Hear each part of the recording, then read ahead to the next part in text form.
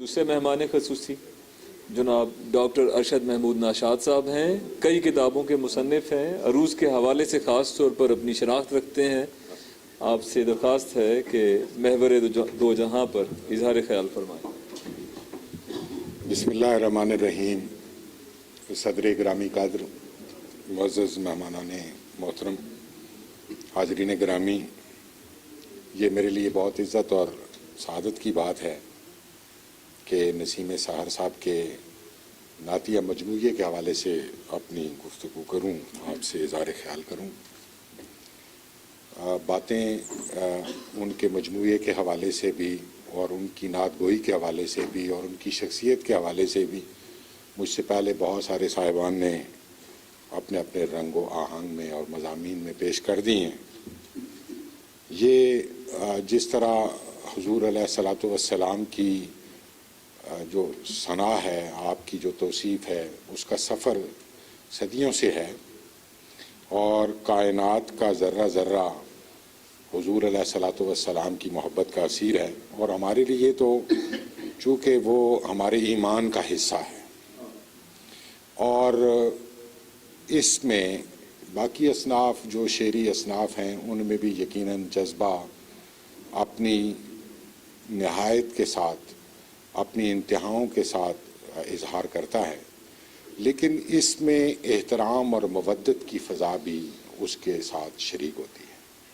تو یہ دل میں اس کا جو بیج ہے وہ پھوٹتا ہے اور اپنی ثمرباری جو ہے وہ کرتا ہے۔ ماشاءاللہ یہ بہت عزت اور افتخار کی بات ہے کہ نسیم سحر صاحب نے ایک طویل عرصے کی شعری مسافت انہوں نے جو طے کی ہے، اس میں ان کا شعری سرمایہ اور شعری اثاثہ حب رسول اور نعت رسول سے جگمگاتا دکھائی دیتا ہے، اور جیسے دوستوں نے اظہار کیا کہ ان کے 3 شعری مجموعے نعت میں وہ منظر عام پر آ چکے ہیں، اور یہ جو آخری مجموعہ محور دو جہاں ہے، اس کے اوراق میں جو نور بکھرا ہوا ہے، بہت سادہ، نہایت شستہ اور بہت برجستہ کلام، یعنی جس کے اندر کسی قسم کا کوئی تکلف یا تصنع ہمیں دکھائی نہیں دیتا۔ یہ بہت بڑی خوبی کی بات ہے کہ نہایت سادگی کے ساتھ اپنے درد کی کیفیت کو، اپنے دل کی بات کو حضور علیہ الصلاۃ والسلام کے جہاں سراپا کے شعر آئے ہیں وہ بھی آپ دیکھیں، اور جہاں آپ کی سیرت کے مختلف جگمگاتے مناظر انہوں نے پینٹ کیے ہیں سادگی کے ساتھ۔ وہ کسی کا شعر تھا کہ میں کھو چکا اسے رنگی بیانیوں میں کہیں، میں کھو چکا اسے رنگی بیانیوں میں کہیں، وہ حرف سادہ جسے اعتبار حاصل تھا۔ تو یہ جو سادگی ہے یہ اتنی ہمر رنگ ہوتی ہے اور اتنی دلکش ہوتی ہے اور اتنی جاذب نگاہ ہوتی ہے، قلب و نظر کو ایسے اپنی طرف متوجہ کرتی ہے کہ اس میں کسی طرح کا تصنع اور کسی طرح کی بناوٹ نہیں ہوتی۔ تو نسیم سحر کی اس کتاب میں، ان نعتوں میں، ان حمدیہ اشعار میں، سلام کے اور مناقب کے اشعار میں ہمیں یہی سادگی اپنے تمام تر رنگوں کے ساتھ دکھائی دیتی ہے۔ یعنی وہ کسی قافیے کے محتاج نہیں ہیں، انہیں کسی ردیف کا وہ نہیں ہے،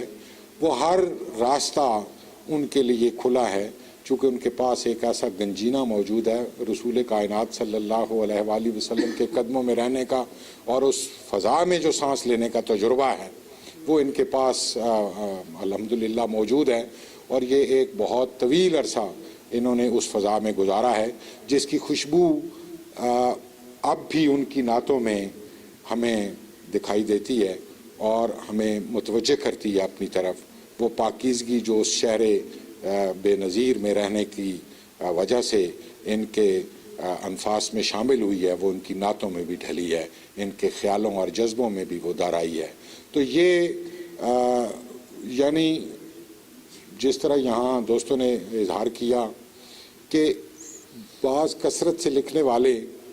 یعنی وہ اپنا مزاج یا وہ تبدیل کرتے چلے جاتے ہیں، اور ان کی بہت زیادہ جب شاعری وہ ہوتی ہے تو اس میں وہ تاثیر یا وہ اثر کم ہوتا چلا جاتا ہے۔ لیکن نسیم سحر صاحب کی خوبی یہ ہے کہ ان کے کلام میں وہ تازگی کا جوہر موجود ہے، اور آپ جہاں سے بھی اس کو پڑھنا شروع کر دیں، یہ حضور علیہ الصلوۃ والسلام کی محبت کا فیضان ہے، یہ آپ علیہ الصلوۃ والسلام کے ان شمائل اور ان اوصاف کے بیان کی برکت ہے جو اس مجموعے میں ہمیں جا بجا اور ان کے باقی جو شعری سفر ہے اس میں ہمیں دکھائی دیتی ہے۔ تو میں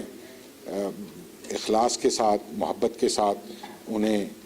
اس مجموعے کی اشاعت پر تہنیت پیش کرتا ہوں، اور اللہ کریم کے حضور ان کی صحت اور سلامتی کے لیے دعا گو ہوں کہ ان کا یہ قلم کا جو سفر ہے، محبت کا یہ جو سفر ہے، نعت گوئی کا یہ جو سفر ہے، یہ سلامت رہے اور وہ اس میدان میں بہت زیادہ اور بھی اپنی صلاحیتوں کا اظہار کرتے رہیں۔ اسی دعا کے ساتھ رخصت چاہتا ہوں۔ بہت شکریہ۔